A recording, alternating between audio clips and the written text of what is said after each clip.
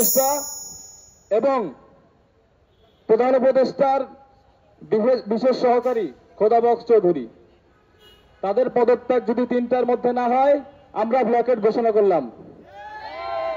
সোজা আঙুলে ঘি কোনোদিনও ওঠে নাই, সুতরাং আঙুল বাঁকা করতে হবে।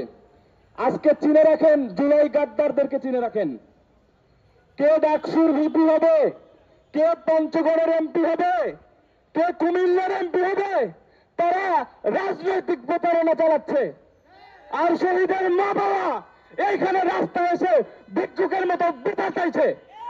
এরা সব জুলাই গাদ্দার, এদেরকে আমরা দেখে নেব ইনশাল্লাহ।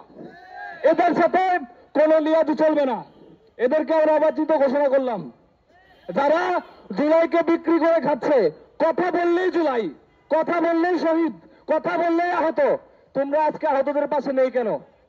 আমার ভাই আলভির পিতাকে বন্দুকের ব্যারেল দিয়ে মেরে সে স্ট্রোক করেছে, তাকে দেখেন, সে লোকটা দেখেন, তাকে চিনে রাখেন। কে আঘাত করেছে হার্টের রুগীকে, তার হার্টের রিং পরানো লাগছে।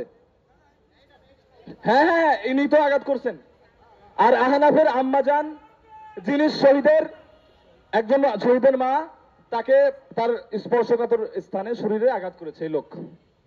এরপরেও এই দায়িত্ব শুধু আমরা সরকারকে দিব না, এই দায়িত্ব প্রতিটা রাজনৈতিক দলের নিতে হবে।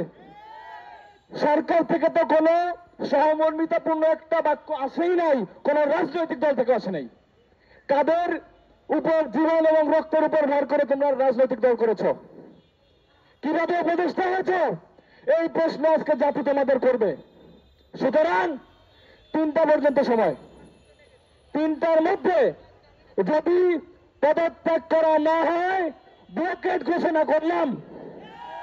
সোজা আঙুলে ঘি ওঠেনি, সুতরাং আঙুল বাঁকা করতেই হবে। আর এই জুলাই গাদ্দার যারা, তাদেরকে তো এখন জাতি চিনে ফেলছে কিনা? তারা কোথায় কোথায় জুলাইয়ের বুলিয়া উড়ালে এখন এই জুলাই শহীদদের পাশে নেই, আহতদের পাশে নেই। তারা কে ডাকসুর বিপি হবে আর কে তার বিভাগের এমপি হবে, এই নিয়ে রাজনৈতিক পরিচালনা করছেন। সুতরাং এদেরকে জাতি চিনে ফেলেছে। 3টা পর্যন্ত আলটিমেটাম, যদি এর মধ্যে কোনো সুরাহা না আসে ব্লকেট করা হবে। ধন্যবাদ।